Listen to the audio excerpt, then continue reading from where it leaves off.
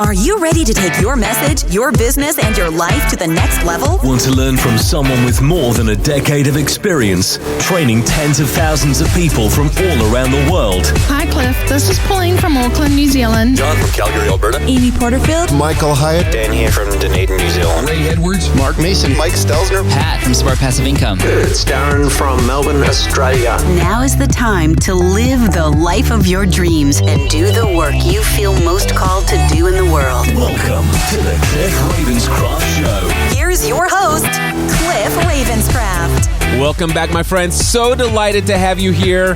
And in this episode, I'm going to be bringing back another guest that has been here previously. In fact, back in July, in episode 705, I invited my great friend Megan Porta to talk about how we approach manifesting success and achieving our dreams using the law of attraction. If you haven't listened to that episode, you might want to check it out. It's episode number 705. And of course, if that topic interests you, I would encourage you, if you're not a longtime listener, to definitely listen to episode 707 of the Cliff Ravenscraft Show, Demystifying the Law of Attraction, a full-blown workshop on that topic.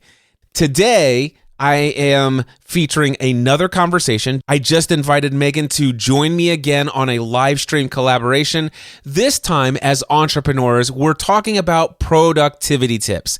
How do we manage our personal life, our professional life? How do we manage to get everything done? What are our daily routines? All sorts of details that make up a meaningful life, at least our approach. And I think you're really going to enjoy this conversation with Megan Porta. Megan, welcome back. I'm so happy to be here again. Thank you for having me, Cliff. I am so happy to have you here. Today, we're talking about productivity tips for business owners.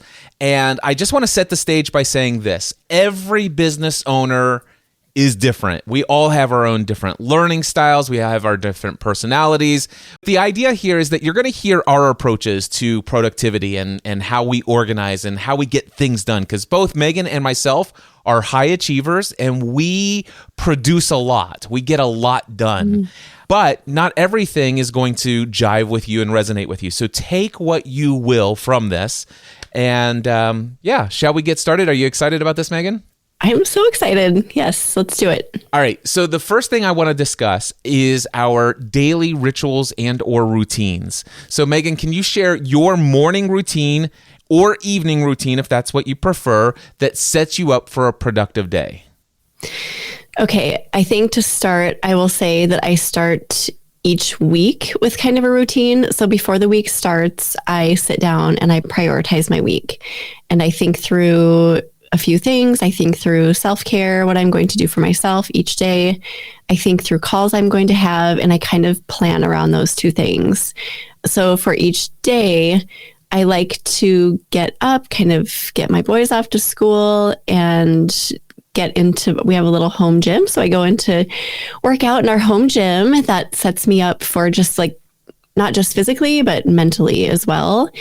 Then I come into my office and do meditation really quick. I usually do at least 5 minutes, journaling, gratitude, and then I get to the work that I set up for myself when I did my weekly planning. So that's kind of my weekly and morning routine. And so for evenings, I do have a hard deadline that I set for myself because I tend to overwork. If I don't do this, I will work into the evening and it's not good for me to do that. So I've kind of set boundaries for myself to stop at a certain time and close my computer.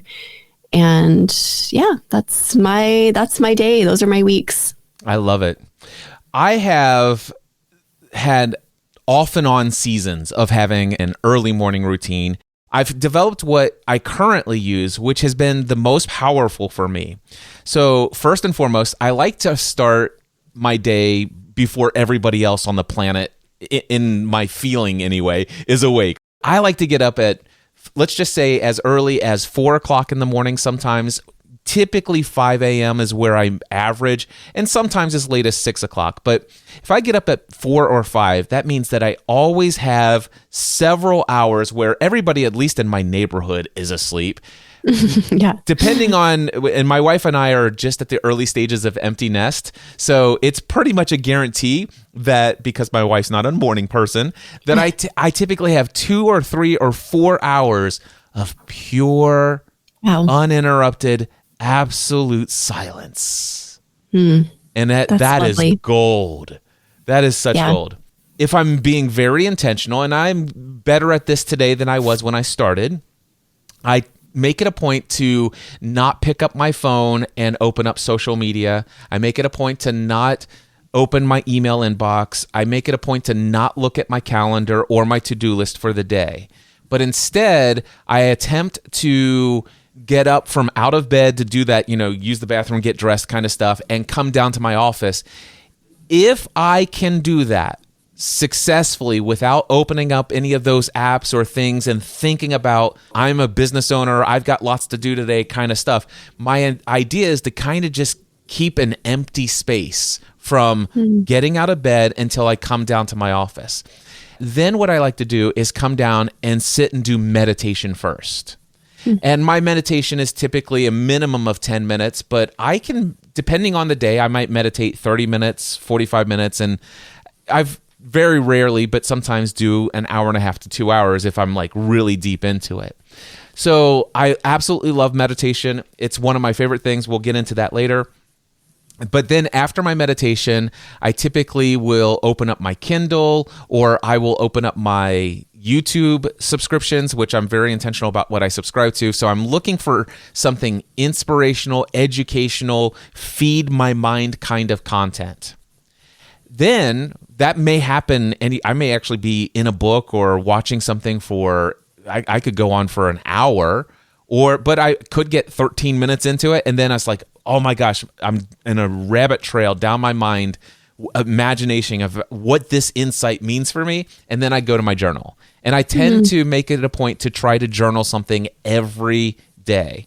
And I probably get about 5 to 6 days a week where I journal something pretty profound for myself, which those things sometimes end up being email newsletters, outlines for podcast episodes, and they certainly show up quite often in coaching conversations. So journaling is a huge practice for me. And then after that, if I have time in the morning before my scheduled call, I will do my workout in the morning. And that workout can be just about anything. Sometimes it's going to the gym. Sometimes it's working out here. The important thing is, if I don't do my workout in the morning, then the question becomes, where throughout my day do I actually make a point to go do my workout? But that's my routine. And when I live up to that, there's never been a day of my life, ever, where if I did all of those things, I didn't have an incredibly awesome experience of life. And that even includes days when unexpected, undesirable, or inconvenient circumstances just showed up out of nowhere. I love that. I love that you incorporate just getting out a book and learning too to start the day. I've never thought of that, but I might try that. That's a great idea. You and I were talking about episode number 712 of the Cliff Ravenscraft Show just before we went live. In that episode, I talk about my reading habits, and one of the things that I do is when I sit down and it's like, oh, you know what, I've got an hour, I'm going to sit here and read. And I never read, like, say I'm going to try to get 3 or 4 chapters in today, or I'm even going to try to get a chapter in today. Instead, I open up my book, and I've got 3 different categories: spiritual development, personal professional development, or entertainment. And in my morning routine, it's usually one of the first 2 categories. So I go into those categories, and I got multiple different books that I'm in the process of reading. And I say, okay, which category do I feel more led to, spiritual or personal development? And then I choose one of those. And then I say, out of these books, which speaks to me? And then I just open it up, and wherever that bookmark is, I start reading. And sometimes I may read 2 or 3 chapters, but I may only read 2 or 3 sentences or 2 or 3 paragraphs. And then boom, as soon as an insight hits me, I will stop and ponder it. And the remainder of that hour will be either me thinking about it or journaling about it or something, or going and creating a podcast episode about it. This is one of the things I love about my reading habit is I'm not a completionist anymore. I don't feel obligated to the author or myself to finish a chapter of a book. That's really good because I often do. I feel like I've invested, the $20 in getting it, and I've spent hours getting to this point. I should probably finish, but we don't necessarily need to do that. Thinking about that, here's my philosophy. So I use Kindle mostly. And let's just say, Megan, you recommend a book in your podcast, and I'm like, oh my gosh, I'm going to go check that out. So I always send the free sample to my Kindle. And I open up the sample, and it typically gives me the foreword, almost all of the introduction. And occasionally there's a chapter or 2 or 3 that I can read before you have to purchase the book. So if, first of all, the topic has to appeal to me and I have to be enticed, it's like, that sounds interesting. So then I get the sample. But in the Kindle, on my actual Kindle device, I cannot place a highlight in the sample. So if I get into the introduction and the author just said something that's an insight that I want to highlight, and I'm like, oh, I like that, I'll go to highlight it, even though I know that it's a sample and I can't highlight it, but I'll go to highlight it just in case Kindle updated, and I can do that now. But because I can't highlight it, I'll then click, and it says, click here to purchase the full book. And then I'll evaluate. It's $4.99 or $9.99 or $29.99. And then I ask myself, is that insight valuable enough that if I never read another word out of this book, will it have been worth the price of this book for this one insight? And if I've went to highlight something, the answer is almost always yes. So then I go and purchase the book. Then I find where I was, make that highlight, and then I go off and journal. I may never open that book again in my life, but it was worth the $30 I paid for it. Yeah, you just gave me permission to do that. I have a few books that I've been kind of sitting on, and I think I need to set them down. So thank you. I love it. And if you like those insights, you should check out episode number 712 of the Cliff Ravenscraft Show over at thecliffravenscraftshow.com. I'm saying that for everybody watching. I will definitely do that. Yes. All right, let's move on to number 2. Essential tools and software. What tools or apps do you swear by for staying organized and managing your time? So I'm a food blogger, so I have a lot of content. I'm also a podcaster, so I have a lot of content there. A lot of content to manage. So I use Airtable personally. It is like if you're not familiar with it, it's like a kind of Google Sheet on steroids. It's great. It's free. And I use it to manage everything, and you can kind of customize it a little bit more than you can Google Sheets. I organize all of my content that way. Now, as far as other tools, I know that a lot of people use tools like Zapier. I never know how to say that, but it's an automation tool. I don't think Zapier is necessary for my business, but I do like to find tools that have built-in automation. Airtable does, and Calendly, the calendar organizational tool that allows people to sign up, get on your calendar and coordinate meetings and all of that. That also has automations. You can send like automated emails to people, reminders about podcast interviews, etc. So I tap into any tool that has those built-in automations. I'm trying to think of anything else that's really essential for me. The things I go into every day: email, Airtable, and Calendly. What am I missing? What do you use, Cliff? Oh, goodness.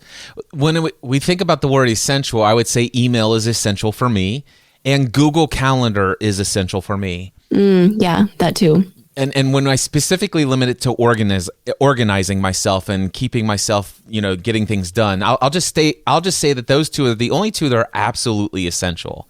I don't think that I would want to operate my business or the projects that I do or interaction and engagement with people without email and Google Calendar. Everything else is disposable, but I have fits and spurts of whether I go digital. Sometimes I go analog, like 3.5 by 5 index cards analog. Yeah. Pads of paper analog. Physical journals analog. But right now I'm not in an analog phase. Right now I'm in a purely digital phase. So some of my apps that I use, I love Todoist when I'm using to-do lists. So Todoist, it's todoist.com. I am currently using it, but it's very minimal. I try to keep my to-do lists as minimal as possible. One philosophy that I have when I use a to-do list, I have this philosophy. You'll notice that I said if I'm successful in doing my daily routine the morning routine that I want to do, you'll notice that I've not looked at email or my to-do list or my calendar prior to usually 9 a.m. Sometimes as early as 8 a.m. I might get into it, but however, I never look at my to-do list first. Instead, what I will look at is my calendar, and my calendar says these are the scheduled calls that I have. I've promised to be at a specific place at a specific time for a specific purpose with a specific person. So that is a commitment that I've made. Now, sometimes I may have a day where there's no scheduled calls. It's like, great, blank slate, blank canvas. I can be an artist and create whatever I want, which is an important mindset for me because this is my philosophy. I will never let my thoughts and opinions about what was important yesterday to dictate what I will do today. So what that means is that even though I may have put to-do items on a to-do list and they may have been scheduled for today for me to do, or they may have been not done, there may be tasks that weren't done yesterday that say overdue and now it's here on this list for me to consider today. No. If they were important, they would have got done. And if they're important enough, it'll come to my mind right now. So I look at my scheduled calls where I've made a commitment, and then I ask myself, with the remainder of the blank canvas around those scheduled calls, what do I feel is most important for me to do with my time, effort, and energy today? So I start with, what do I desire today? And then only after that, I go and look at my to-do list and say, oh, okay, this is actually in alignment with what I want to do. It may be, I need to get that done before I do this or whatever the case may be. But that's when I will allow those things. But most of the time, I will take things that didn't get done yesterday and either move it off to some date in the future or delete it altogether. And there are many items on my to-do list that just get moved and moved and moved, which obviously just indicates one thing. It's not urgent. It's not important. And why is it on my list in the first place? And then I'll delete it until I feel led to put it back on again. So some software tools that are also very helpful to me to keep things organized. I will go out for walks. I will be driving in the car, and I'm just always having ideas. And there's an app on my phone, and it's also on my Apple Watch. It's called Just Press Record. I just press this button and I say, hey, this is an idea that I just had. I was listening to the audiobook, Be Your Future Self Now. Ben Hardy just said this statement, and I'll paraphrase what I can. It's in chapter 6. And what I love about this is, and I'll just blab for 2 or 3 minutes, and then I'll hit stop, and then boom, I'm done. Now, when I get to my journaling, sometimes I will say, as I'm getting ready to journal right now, is there anything that's on my in my Just Press Record that I should listen to and evaluate? Then I make sure that they're all synced to my phone. It also syncs to my desktop, and it transcribes all of that audio so it's in written word or in written. It's in words. So I highlight it, copy, paste, put in my journal, and then I evaluate. Is this important to me? What do I think about this? What will I do or won't I do about this insight that came to me?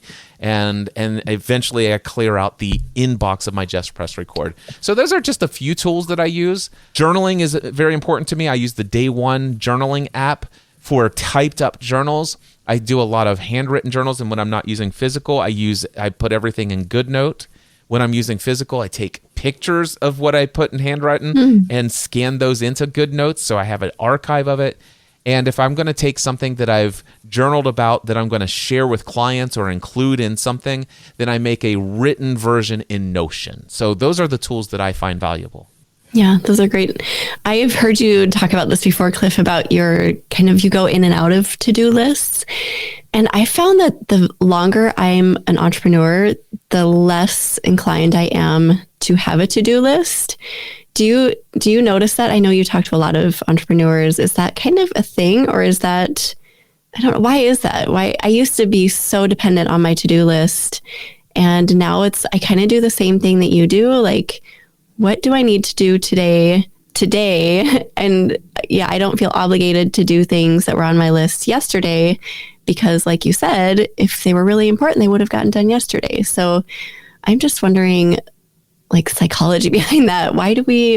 Is that like a normal evolution, do you think? I think there are some people that I've worked with who are incredibly powerful entrepreneurs.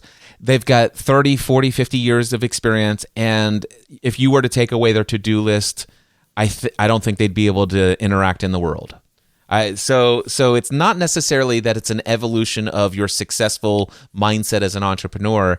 However, some of us, and I think you and I are very much aligned in this way, you and I operate a lot under intuition and a little bit of internal prompting and guidance and trust and having faith that we'll be guided and directed and everything's going to work out. And so there's a little bit of that. And for me, and I don't know if this was a catalyst for you, but there was the book, The One Thing by, I think his name is Gary Keller, and Jay Papasan wrote this book called The One Thing.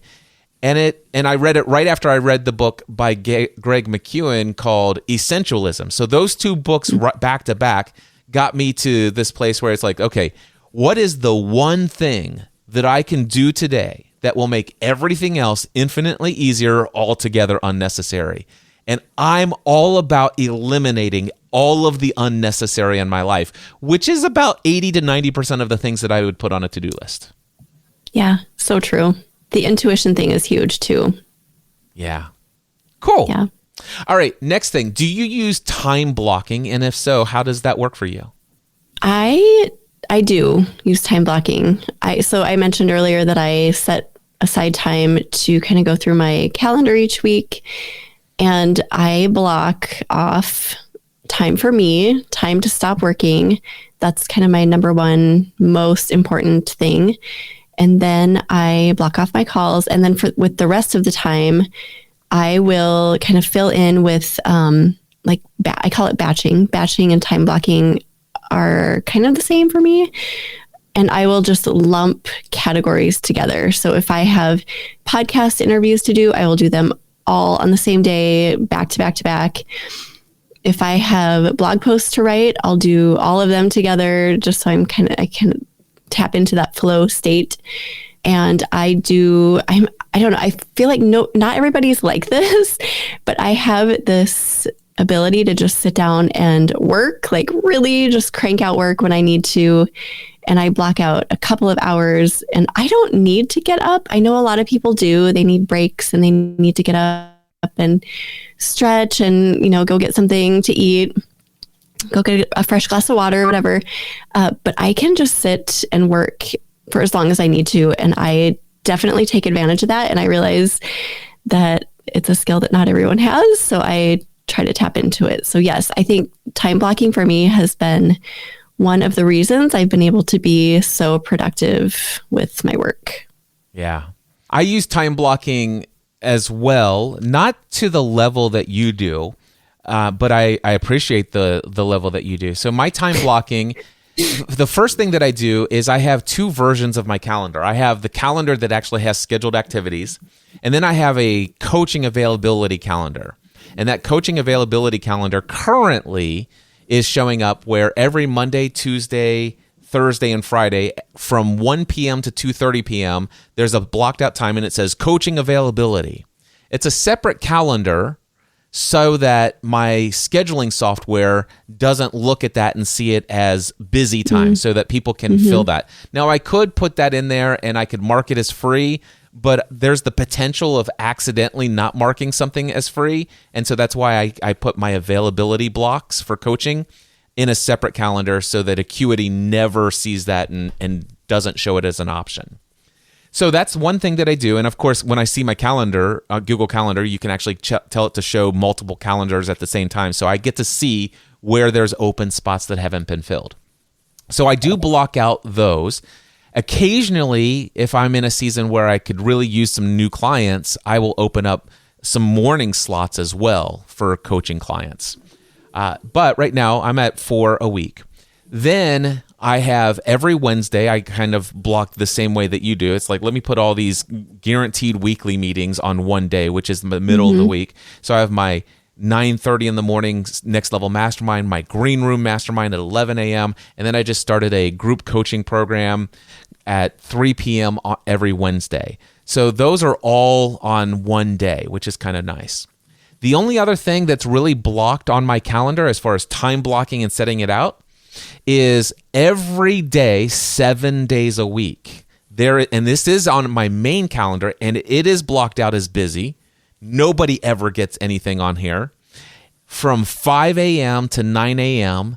in this beautiful blue color, it simply says flow state.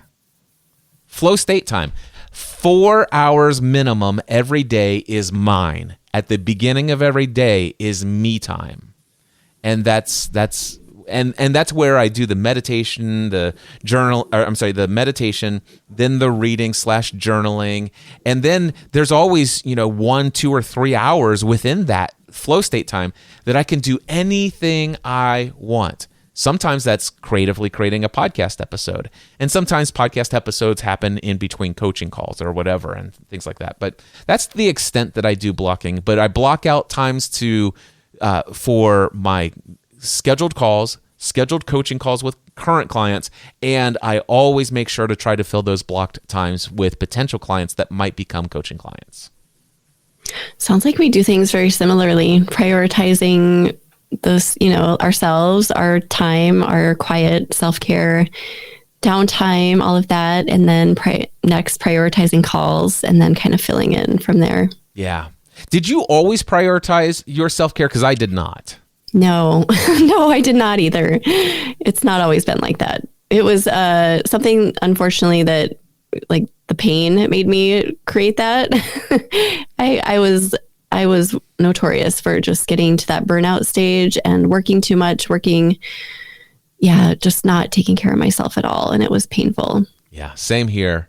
A lot of people, when I'm coaching them, they ask me, how do I prioritize my day and my blah, blah, blah. And they hear all this stuff and they're like, I could never be that disciplined. And I will tell you, I was not that disciplined either. But the pain, when you experience enough pain, finally you'll get sick and tired of being sick and tired.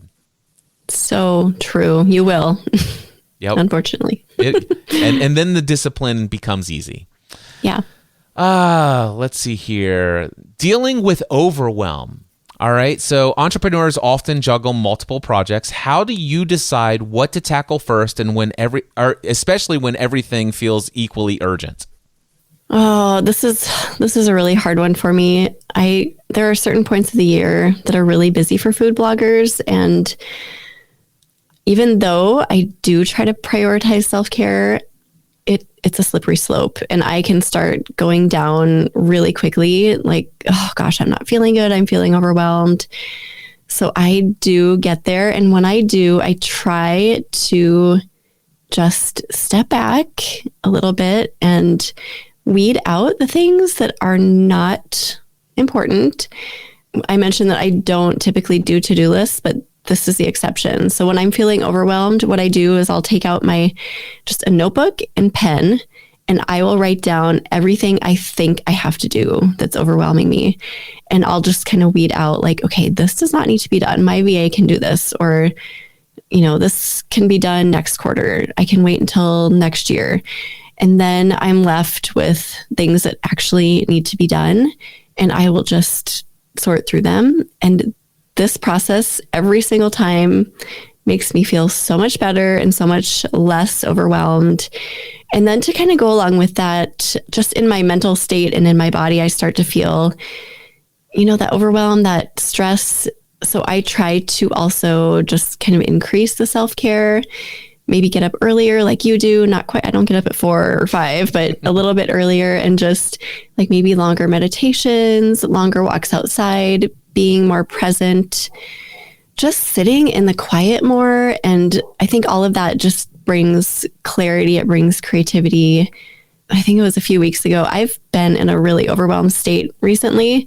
Just a lot is going on in my business. And I was panicking one day and just like, how am I going to get this done? This is crazy. This is, it's a big project and whatever, just freaking out. My husband was like, will you take just 10 minutes with me and just sit for 10 minutes? And he had this meditation he pulled up, and I was so resistant to doing it. I was mad. I was almost mad at him. Like, what, how dare he not listen to me complain and just, I don't want to sit and do this meditation, but I did it. I set everything down and we sat together, and I got clarity about 2 projects within that 10-minute period. And I came out, I was like, thank you so, so much.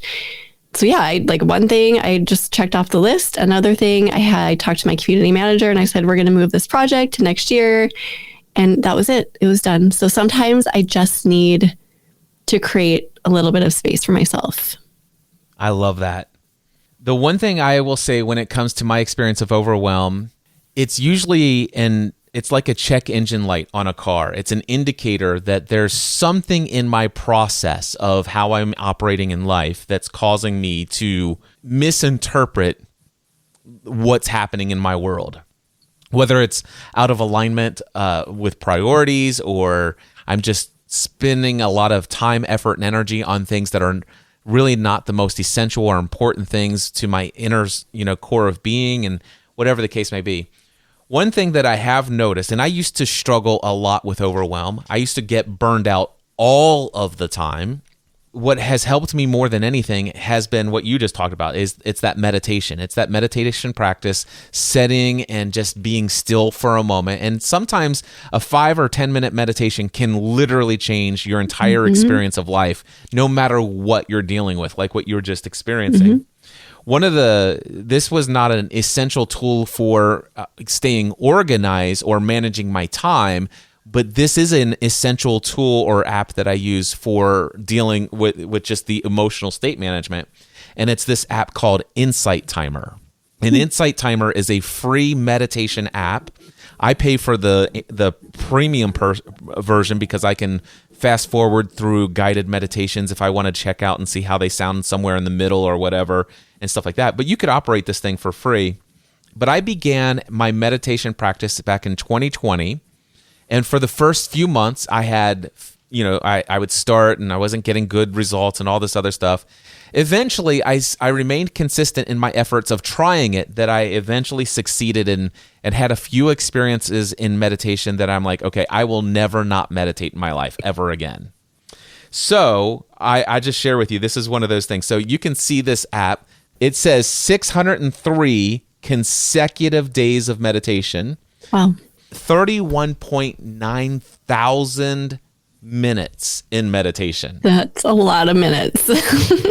But I will tell you, meditation is hands down the antidote to all overwhelm for me personally. Even though I have whatever I just said, 605 or however many days consecutive meditation, that doesn't mean that I don't experience overwhelm and an occasional burnout from time to time. But there's something you said that is no judgment of your experience of your morning meditations. But if I were to do what I heard in your words, if I actually have these experiences, typically when I'm experiencing meditation, it's when I've been saying, okay, let's get the day started. I want to do meditation. Let me quickly do a 10-minute meditation so I can check it off the list kind of meditation, and let me get into my day. And when I do that, and sometimes when I do that, I'm in the habit of doing that for it's like 3 to 5 days. And next thing I know, it's been 14 days that technically I've sat in meditation, but I've not genuinely, authentically experienced what meditation is for me. And so overwhelm is just that check engine light. It says, how's that morning routine working out for you? And I'm like, thanks. Thank you, universe, for the insight. I got it. I'm going to go sit in meditation. And it all works out. I love that. Yeah, you're right. I do that sometimes, and I know exactly what you're saying. It is a box. Some mornings it's not, but some mornings it definitely is like, check, done, Yeah, and I want to point out that what I've learned from meditation, you genuinely can have an incredibly profound experience of life and never spend more than 10 minutes in meditation on a daily basis. And I personally, there are certain forms of meditation I like to do, and I like to just go off into this place of non-being, or non-doing, I should say, and all being. And it's just an incredible experience, and I like to get lost in it. But I can tell you, for the mindfulness and emotional state management benefits of meditation, knowing what I know now, as long as it's not just a checking it off the box, in a single 10-minute meditation, even if you only successfully get into a meditative state for 90 seconds or 3 minutes of the 10 minutes total, it can change your world. So I love it. All right, the power of no. Discuss the importance of turning things down, opportunities that aren't aligned with your goals, and how do you do that, and how do you do it gracefully? This is my favorite. I think this is probably the most powerful thing outside of meditation and getting quiet that you can do if you want to be more productive in your work or your life, anywhere. The power of no is huge. And I've always been kind of good at this too. And I think this is what has set me apart from others as far as just being a little bit more productive. I don't know why it's come easily for me, but I just have always been really protective of my time. Like, whether that's with my family, whether it's my me time, whether it's my work time, I've just created really strong boundaries and fences around all of my time. I remember when I first started working from home as an entrepreneur, and people would just assume that I wasn't working, and they'd be like, "Oh, do you want to meet for coffee?" I mean, meeting for coffee once in a while is fine, but like, I had a friend who was asking me to watch her kids during my work hours, and I was just like, "No, this is my job. This is work. This is my time to work." So I think communicating with people in your life, communicating with your friends and your family members, like, you have to respect this work time because I am respecting it. And also communicating with my immediate family. So I'm in my basement. I've intentionally created this space in my basement. It's really quiet. It has a door. It locks, and I actually lock the door because it's a way to just communicate that this is my protected space and my protected time. I also communicate, like, my family's all home today because we have MEA here in Minnesota right now, so they get a few days off school. So I communicate. I'm like, I'm going on a call. You cannot come in. Don't knock on the door. Do not call me. And I say that to everyone every time. If I have a day of interviews, I'm just really clear with my expectations with everybody. And I've done that since our boys were really little, when they probably didn't really understand, but it's really set a tone for them. And as they've gotten older, like, they do not interfere, especially, like, I have an older kid who likes to interrupt. Like, if I'm upstairs on the phone, he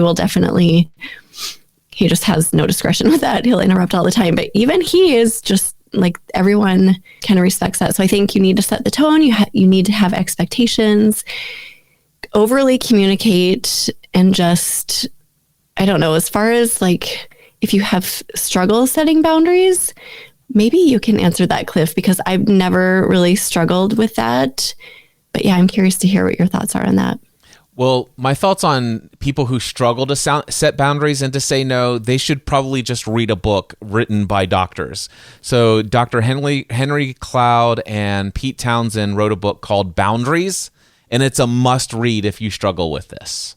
So that would be my response to that.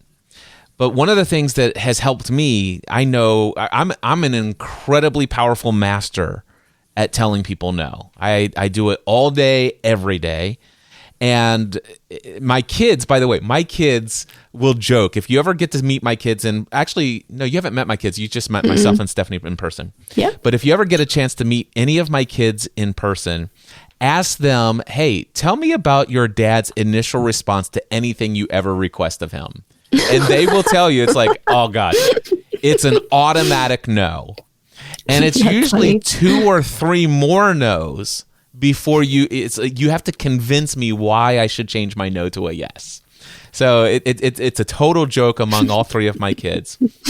But here is what helps me get to my no. And that is, I know exactly what I want. That's it. I know exactly what I want. I know how I want to spend my day. I know how I want to show up and be in who I want to be in relationship with.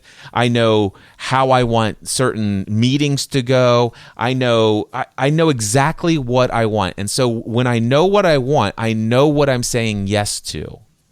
And that's why it's essential for me to have an incredibly powerful day, to not be influenced by other people's agendas and what they want and what they think is important. That's why I don't check that email first thing in the morning. I don't check social media direct inboxes and comments. I don't check other. I am not influenced by anyone else's requests of my time, effort, and energy before I have set my intention for the day of what I will say yes to.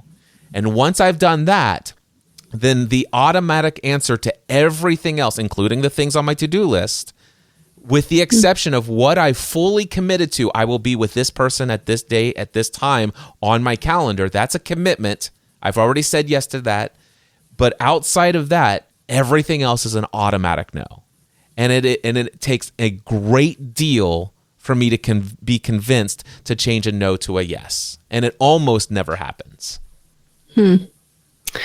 Yeah, so it is being connected with what you want, not just today, but also what you want this quarter, what you want this year, right? Because that kind of dictates what you want today. At least for me, I know certain things that I want in the next year are directing my path this week and today. So maybe that's kind of the key, is getting in touch with what you want in your future. I was introduced to a powerful tool by Abraham Hicks' teaching, and it's called segment intending. And it's breaking down your life into segments. And so there's your weeks, there's your days, there's your hours, and then there's the things you do within your hours, right?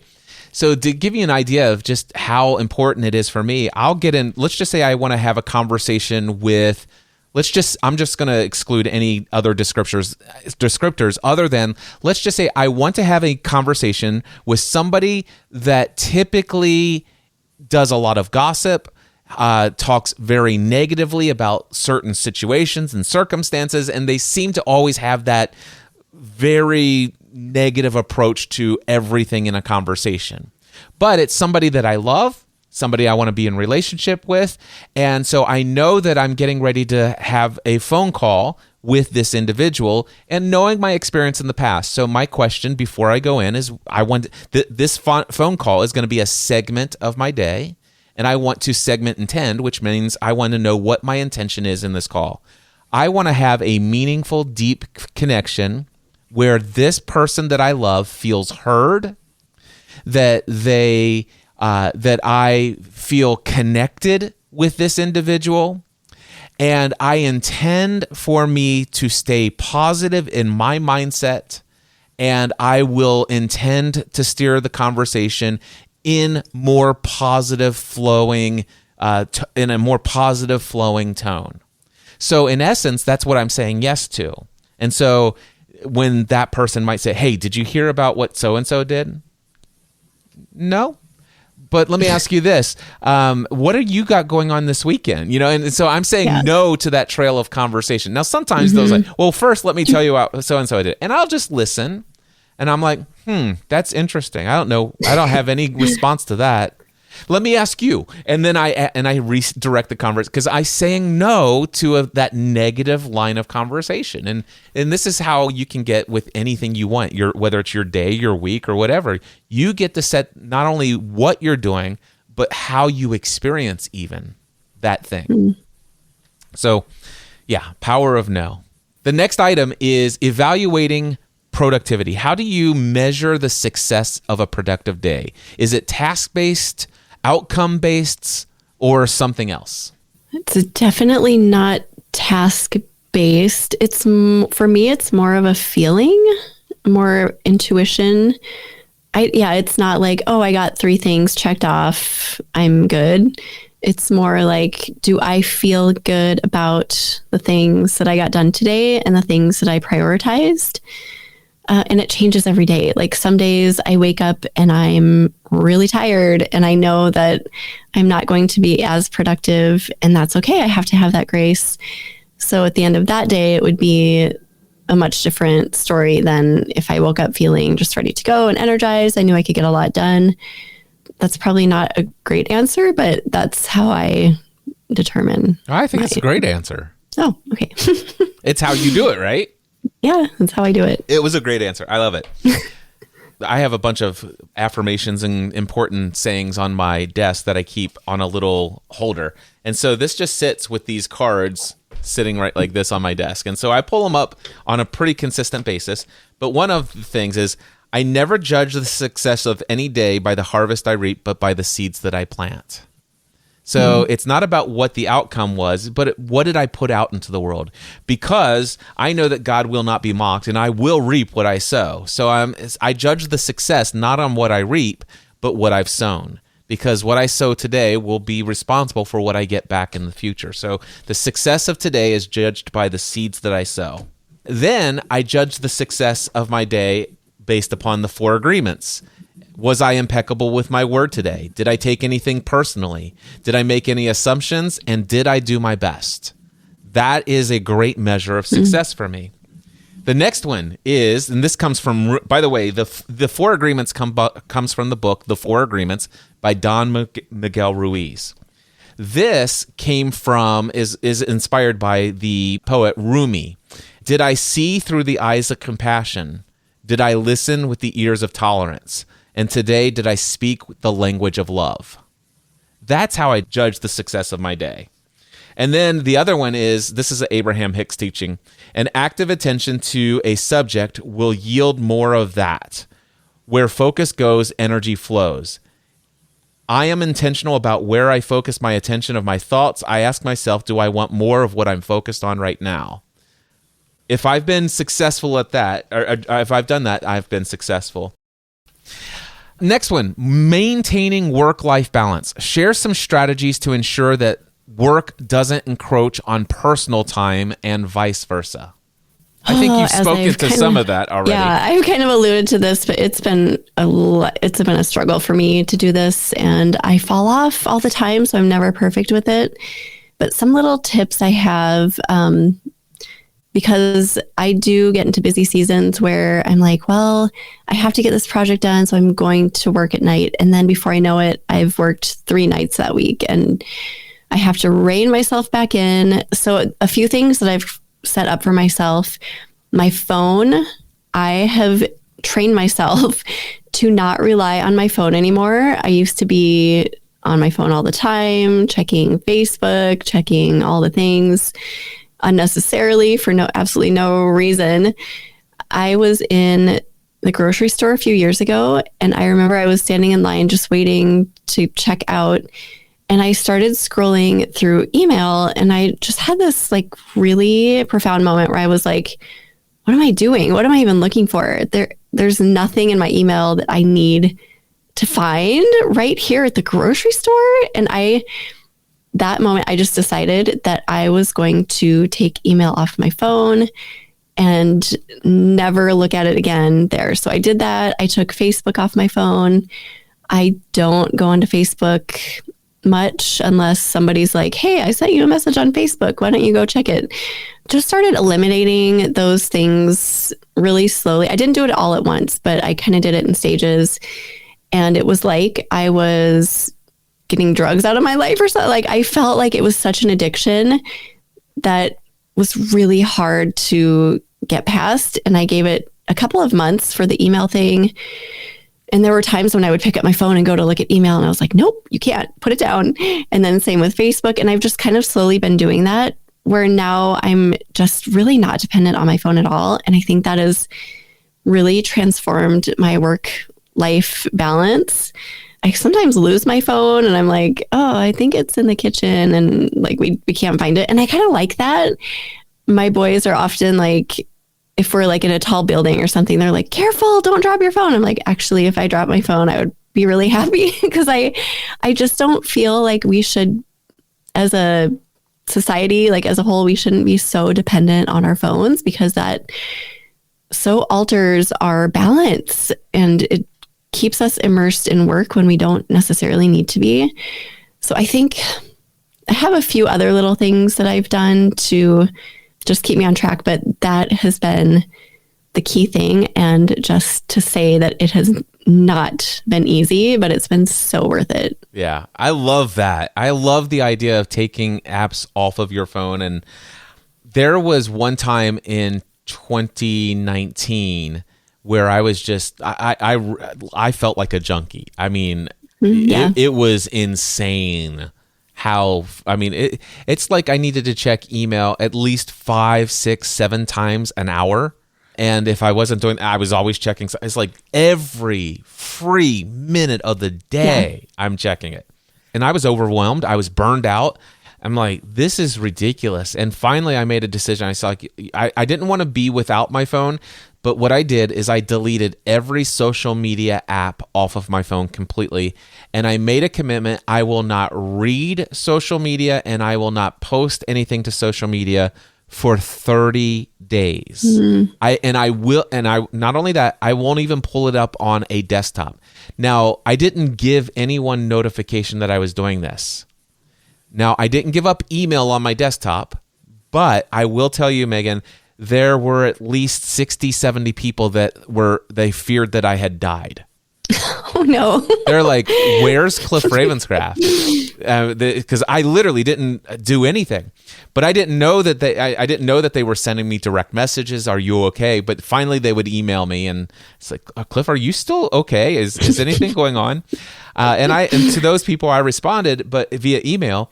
But then after 30 days, my life was so much different that I did it for 30 more days. And then I made the decision I'm only going to do it on social media on the desktop. And I did eventually because I wanted to, for business purposes and marketing purposes, I want to be able to publish content from my phone. And I will say that since then, I've gotten back into some of those habits of checking in that stuff throughout the day and things of that nature. But I do like it. And one of the things that I've recently done is on the iPhone, you can actually delete an app so it doesn't ever show on your home screen. Yeah. So there's not that muscle memory of scrolling left 2 pages and then clicking a button. So now the apps are still on my phone, but I have to pull down, search for the app, and click the button. However, there's still one drawback. And that is occasionally I pull the search button down, search for an app that I'm looking for, and I see Instagram, and it's like, oh, I could really use a cigarette right now. By the way, I've never smoked cigarettes, but it was that feeling, it's like, oh, that looks really good. It is. I love that you do that too. And actually, I have put email since back on my phone, but I do the same thing. So what I do is I don't do the pull down. I make myself go into the App Store and search for Gmail. And that is the only way I can get. And then I do like open that way. And when I have to do that, I'm like, it's not just like a tap. It's, I have to go through all those steps and I actually have to think about it. So I only do it like sometimes the other day we were at the zoo and we needed these passes to get in and they were only in my email. So I had to do that. So there are times when I need my email on my phone. So I wanted it to be hard for me to get to my email, but possible. I love that. All right. Was there anything else that you had in your mind that you wanted to share today that we haven't touched upon? I think we touched on so much. I'll add just a few little tips that I used to implement back when I was in the corporate world and I was a machine. I would just go into work and my boss would be like, Megan, recreate all these slides. And I would get so many things done at the end of the day. She was like, you kind of need to slow down because I want to employ you. So just like slow down a little bit. So some of the things I did then was I would learn keyboard shortcuts and that increased my productivity so much. It's amazing how just like, the clicking around to file, save out, like all of those things add up. So if you want to just decrease your actual work time when you're working, like maybe you're writing or editing images or whatever, like learning those shortcuts it's kind of annoying, but once you've got it down, you can go so much faster. Also, streamlining your Wi-Fi. So for a long time, we had this Wi-Fi that was really clunky and it was slow. And we just decided to upgrade and we got really fast, super speedy Wi-Fi. It helps maybe there's no waiting for things to save or files to upload or anything like that. It's so fast. So that's a really good hack that has helped me. And also you don't have to worry about being on calls when your Wi-Fi is like glitching and everyone's like, Megan, you're froze again. I'm trying to think of other little things that I've done over the years. Just like when you sit down to work, just decide that you are going to work. When I sit down to work, there's no other option for me. Work time is work time. And I even shut my pets out of my office. I'm just really protective of my space and my time. And I think we've covered absolutely everything else that can possibly make a human more productive. That's awesome. I love it. I always enjoy our conversations. So appreciate you. Real quickly, for those who don't know who you are, what kind of brands do you have online? What do you do online, and how can people find you? I have a food blog that's been around for 13 years. You can find me there. There's tons of great recipes over there. That's at pipandebby.com. Also, I have a podcast and community for food bloggers, just helping them grow and monetize their businesses. So if you want to learn more about how to grow your blog, whether it's in the food niche or not, you can go to eatblogtalk.com. Also, just search Eat Blog Talk on your favorite podcast player and on Instagram at Eat Blog Talk. Awesome. And is there any specific program or any offer that you've got going on that you want to promote? I am recruiting people for my mastermind group for 2024 right now. We have a few more weeks going on of that. So if you want to join a group of, 12-ish people who are just ready to level up in the blogging realm and spend a really cool 12 months together, that is something that I'm promoting right now. Awesome. And what's the name of the mastermind group? And can they find that at eatblogtalk.com or somewhere else? Yep, you can go to eatblogtalk.com and there's a button right on the homepage that will lead you to that page, the mastermind page. Well, there you go. I knew you were going to get a lot of value out of my discussion with Megan Porta on our approach to productivity and just balancing our desires of what we want to create in our business, but making sure that we are, most importantly, creating the lives that we desire to live. Hey, here at the end of this podcast episode, I want to let you know of a special deal that I have for you. I have had this workshop that I used to do here in the Next Level studio. People used to pay $2,000 and travel here to spend a day and a half learning how to build an online business. It's the Building an Online Business Workshop. Now, most people struggle in finding success in their business. Most people are struggling to generate significant amounts of revenue. And if they are able to generate revenue, they're struggling to create consistent revenue. And what I discovered, especially through helping thousands and thousands of people create a business around their podcast, and then since leaving the world of podcast consulting behind, just helping people from scratch start their business, most people are struggling because they already have a business in their mind, but they started with step 8 in my 11-step formula for creating an online business. By the way, step 8 is called create content. So ironically, most people, when they have an idea for a business, they go create a website, they create a blog and or podcast, or email newsletter, and or social media presence, and they're pumping out tons of content, but they've skipped some of the most vital steps in building a successful online business. They haven't yet validated a product. They don't know exactly who their target audience is. They don't know exactly what pains or problems they're solving for people and whether or not the people that they want to serve, do they have money? Do they recognize they have a problem? And if they do recognize do they have a problem, is it a problem that's big enough that they would desire to pay to have it solved? I mean, do you have a way of communicating who you are professionally, how you show, who you serve, how you serve them, why you serve them, and what transformation you create in their life and why that's valuable?